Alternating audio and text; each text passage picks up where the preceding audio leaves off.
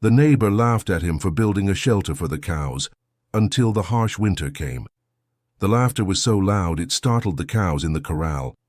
Wayne leaned against the wooden post, pointed a finger, and repeated himself, as if he couldn't believe what he'd heard the first time. "You're going to spend everything you've got to put a roof over a steer?"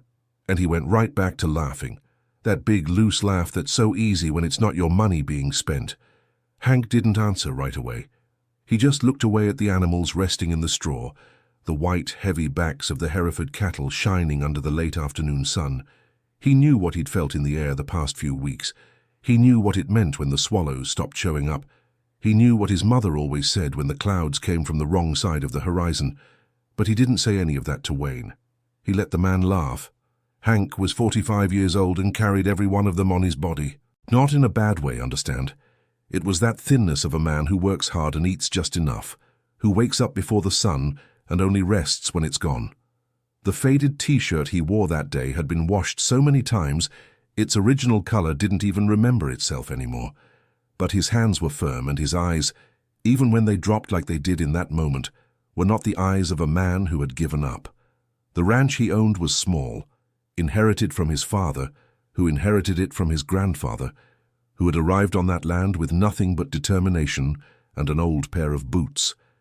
It wasn't a property to make anyone jealous, but it was theirs. It had the wooden corral, a brick house with clay tiles, a yard where his wife Sarah planted kale and seasonings, and 23 head of Angus cattle that represented everything the family held of real value in the world. Wayne was different, a neighbor by the fence line, but a neighbor from another world. He had come to that region about 12 years earlier, with inheritance money from an uncle he never really knew, and bought an area 3 times larger than Hank's. He had a main house built with a porch, installed automatic waterers, had a new pickup truck he traded in every 3 years. He was the kind of person who confuses luck with competence and who goes through life believing his success came from his own effort. Wayne's laughter was still echoing between the wooden slats of the corral when he finally turned his back and left, shaking his head as if he were faced with the biggest absurdity of his life. Hank stood there for a while. Then he picked up the hoe leaning against the post and went back to work. That same night after dinner, he and Sarah sat at the kitchen table with an old notebook and a pen that needed to be shaken every now and then to get the ink flowing. That was where they did the math of their lives, not on a spreadsheet, not on an app, in a notebook, in the handwriting of someone who learned to write late. "Is it going to work?" she asked, with no accusation in her voice. It was a genuine question, the kind asked by someone who's already on board before asking. "I don't know," he said with the same honesty, "but I know it's going to go wrong if we don't do it." Sarah looked at the numbers in the notebook for a while. Then she turned the page and said, "Then let's do it." Some people call that faith. Others call it madness. I think most of the time it's both things together. The plan was to use the savings they had set aside over 2 years, plus the money Hank would get from selling 4 steers in the next batch. That would be enough to buy the roofing, the lumber, the screws, and the labor of 1 helper to put up the shelter before the cold really set in. The problem was that the money from selling those steers was also the money Hank had promised to use to fix the water pump motor, which had been running on a miracle for months. If the motor gave out, the well would effectively dry up. No water, no cattle. The choice between the shelter and the pump was a choice between 2 different fears, and there was no right answer. It was Hank's mother who showed the way. Mrs. Hattie was 68 years old and lived about 400 yards away, in a low little house she had refused to leave since she was widowed 12 years earlier. She was a small woman, grey hair pulled back in a tight bun, who knew that land better than anyone alive. She knew when to plant, when to harvest, when the rain would come and when it wouldn't. She had learned that from her husband, who had learned from his father, who had learned by watching the sky since childhood. When Hank went to her to tell her about the dilemma, she listened without interrupting. Then she stayed quiet for a few minutes, gently rocking in the wicker rocking chair on the porch. "The motor," she said at last, "you fix with time and patience, but the cattle that die from the cold, you can't fix them anymore." Hank took a deep breath. "But the water?" "The cistern your father dug still has a bottom," she interrupted. You all forgot about it, but it didn't forget about you. Clean it out, cover it up, and it'll hold you over until you fix the motor after the harsh winter. It was the way out he hadn't seen. Sometimes you need someone who knows the history of the ground you walk on. The work started on a Monday morning. Hank hired Caleb, a young man in his 20s, the son of a farmer who lived about 7 miles away, who knew how to work with wood and didn't shy away from heavy labor. The two of them loaded beams, measured distances, dug holes for the posts, working under a sun that had no mercy on anyone. Wayne drove by on the dirt road that separated the two properties. He didn't stop. He just rolled down the window, looked at the work, and gave a small laugh, the kind that's almost a snort, and drove off. Caleb saw it and said nothing, but Hank noticed the young man grip the hammer a little tighter in his hand. On the third day, a problem showed up that no one had accounted for. The lumber Hank bought from the town hardware store was poor quality, full of twisted grain, and 2 of the main beams cracked when he tried to screw them in. They'd have to buy more, and more lumber meant more money that wasn't in the plan. Hank stood in front of the cracked beam for a long time. Caleb waited nearby, silent.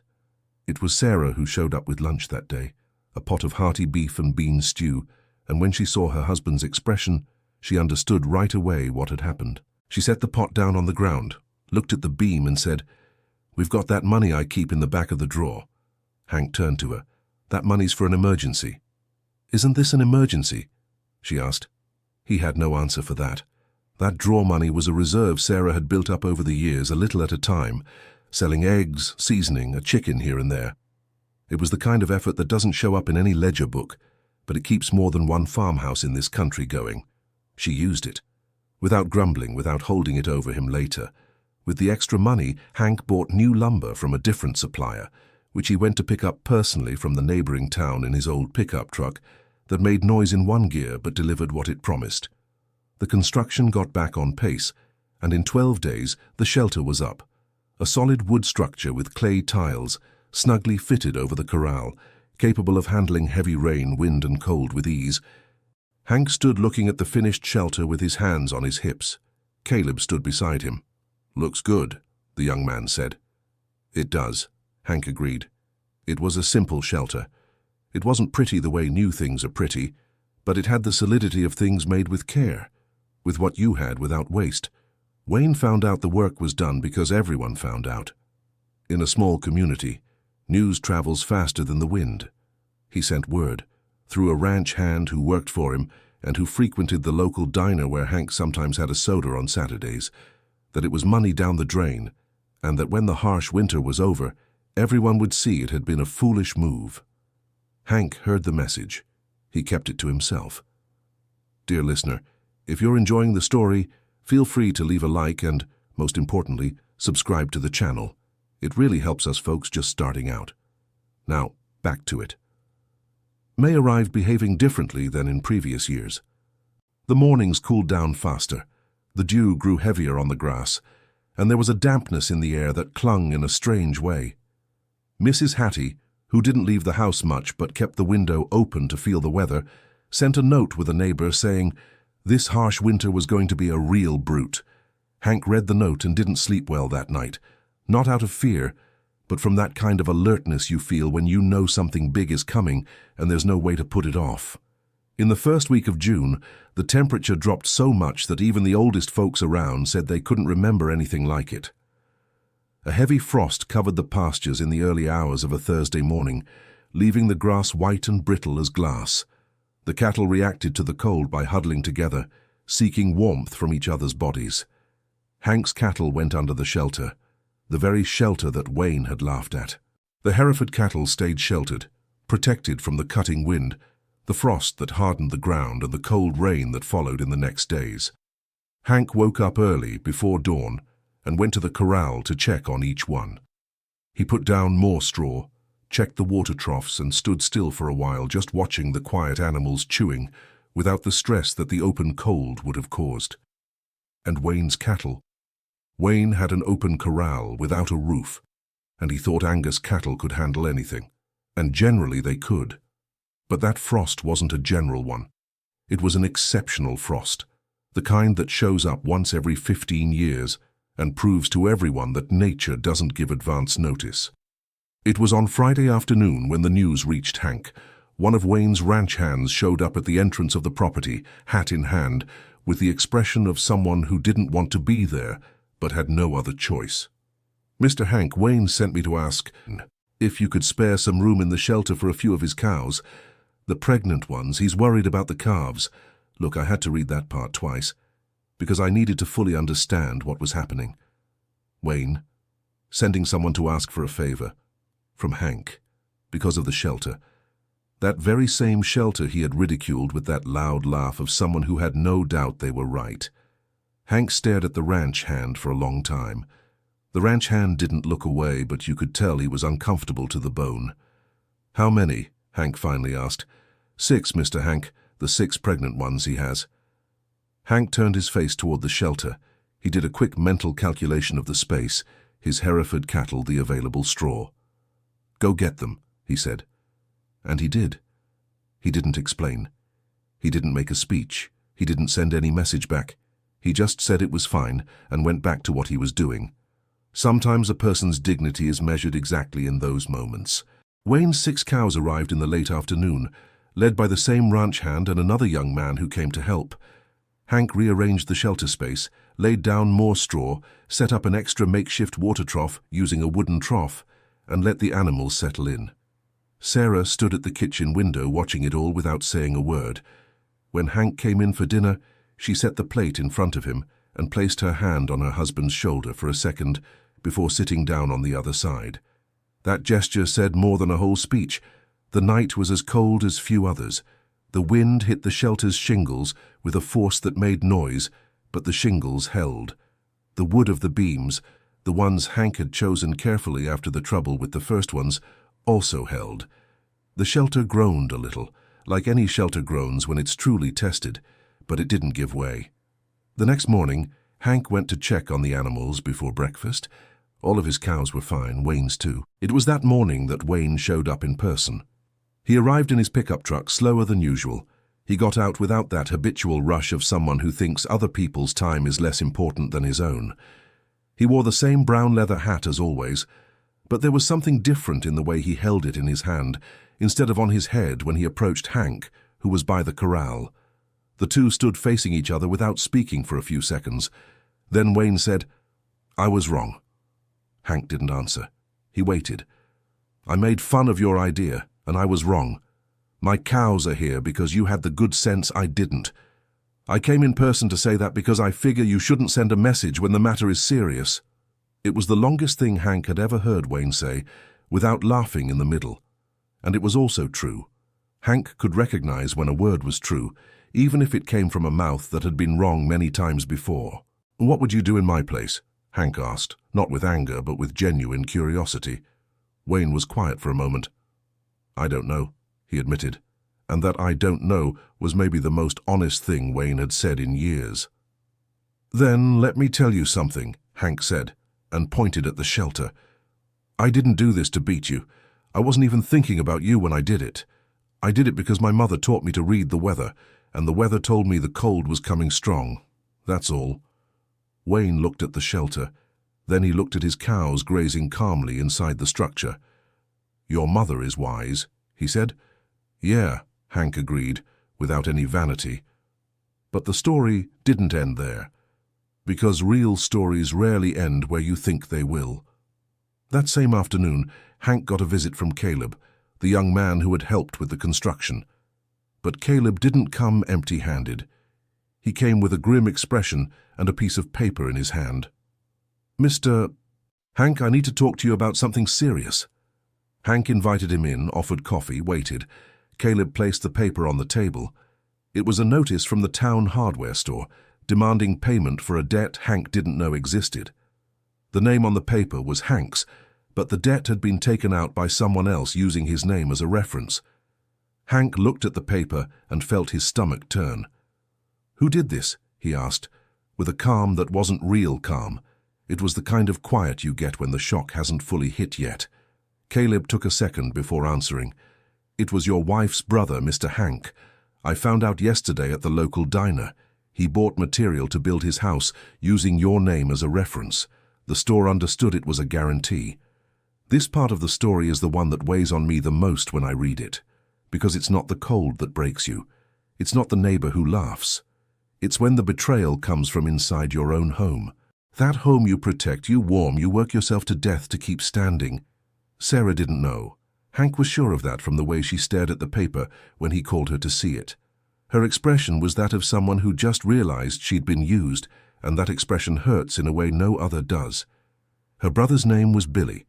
He was 42 years old, single, lived in a small town about 60 kilometers from there, and had the bad habit of solving his own problems at the expense of others.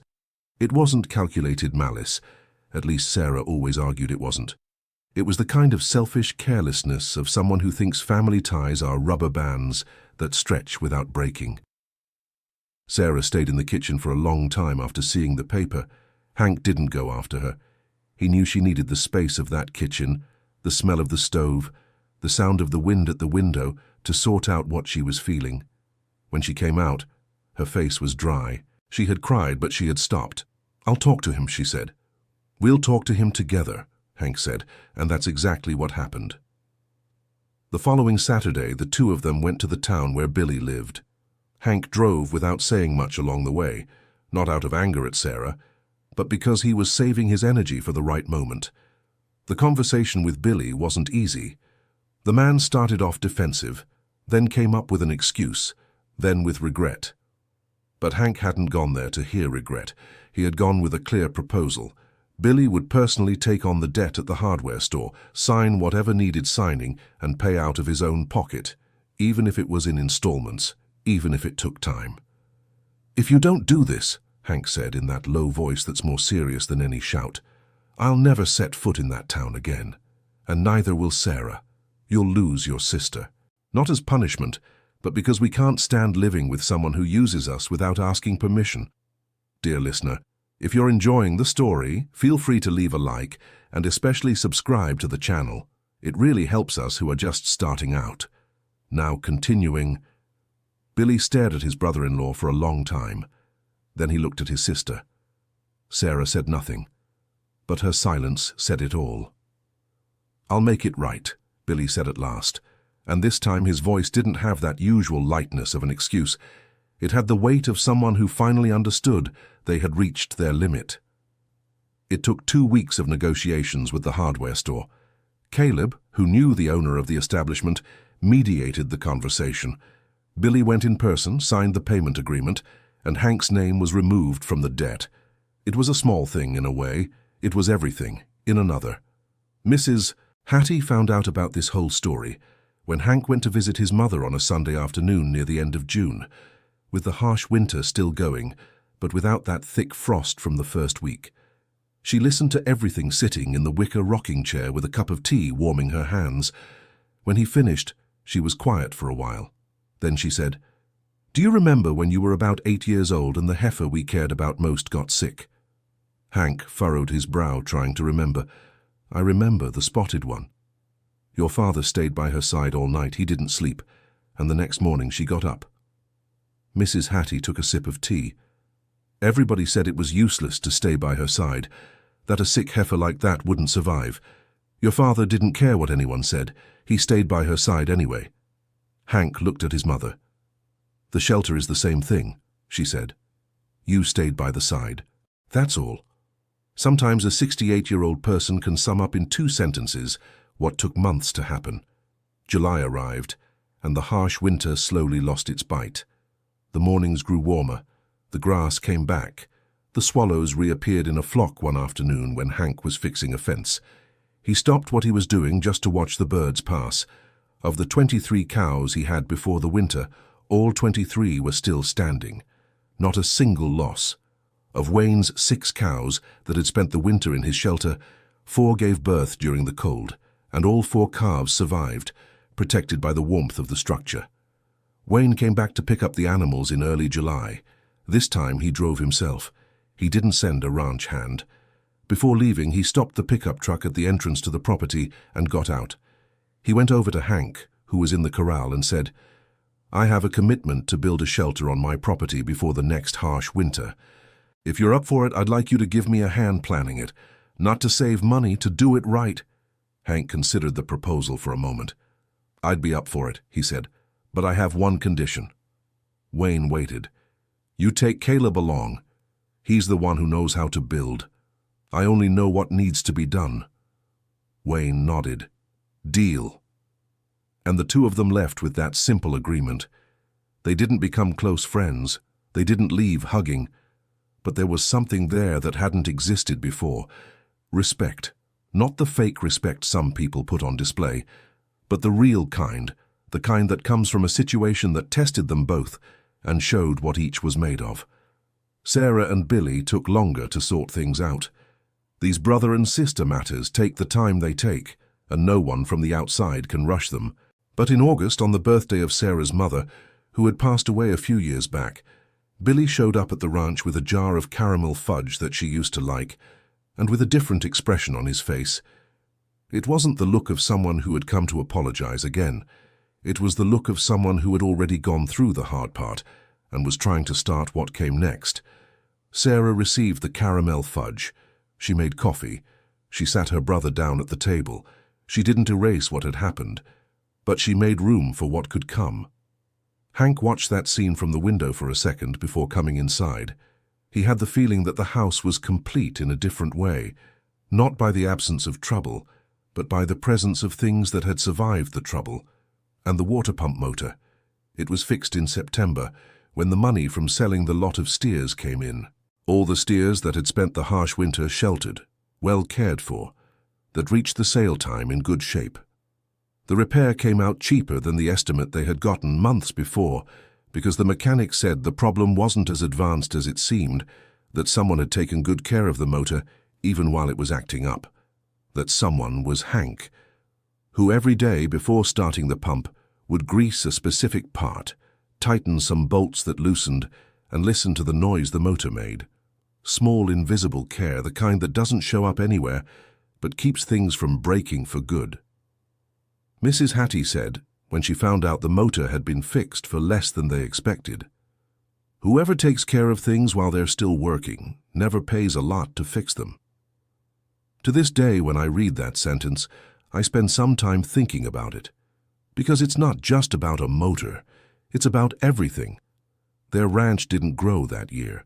They didn't get rich. They didn't buy new land. No miracle of the kind that only happens in stories appeared, but they made it to the end of the harsh winter with all the cattle intact, with the whole family intact, with their good name clean, and with a neighbor who used to laugh at them and now asked for help in a way that meant more than any compliment. And Hank, one afternoon in October, was leaning against the corral post, looking at the cows grazing in the pasture that was already green again, when Caleb passed by on the dirt road on his bicycle and stopped. "Everything all right, Mr. Hank?" "Everything's fine," he replied. Caleb looked at the shelter for a second, then turned his gaze back to Hank with a half-smile. "The good wood was worth it, huh?" Hank also looked at the shelter, at the beams he had gone to get himself, at the roofing that had withstood the wind, at the structure that had stood as long as it needed to. "It was worth it," he said.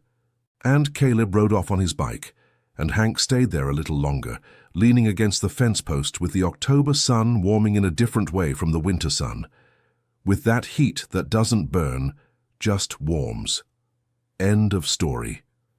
I think about this story a lot, about Hank leaning against that post, hearing the neighbors' laughter and choosing not to answer. Not because he had nothing to say, but because he knew time would speak for him. There's a wisdom in those moments that we sometimes take a while to understand, of not wasting energy on someone who won't believe you anyway, of saving your strength for what matters. If this story touched you in some way, leave your thoughts down below. Do you think Hank did the right thing by taking in Wayne's cows after everything? Tell me. Don't forget to like and subscribe to the channel so you don't miss the next stories. Thank you so much for your company.